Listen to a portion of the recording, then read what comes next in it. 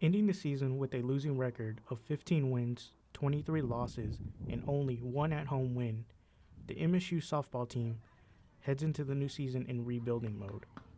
With 4 returning seniors and a new assistant coach, the team hopes to refocus, get back to the basics, and with any luck, make it to their first appearance at the NCAA Division II South Central softball tournament since 2014. Senior infielder Misty Muniz says last season was tough to swallow, but she sees a clear path forward. Well, compared to the past, we want to obviously win more games than we have before and to work better as a team when we're out on the field.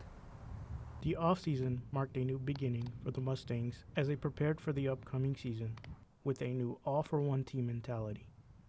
Freshman catcher Bailey Wamsley says there really isn't anyone specific to watch out for this season because they perform as one team. I think just watch out for the Mustangs as a whole, really. I think everyone does their part and everyone's a contributor, and I think watch out for our pitching this year.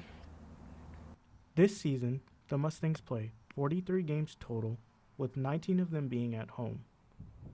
The season kicks off February 1st in Lubbock, Texas, and then their first home game against Southwestern Oklahoma State on February 12th.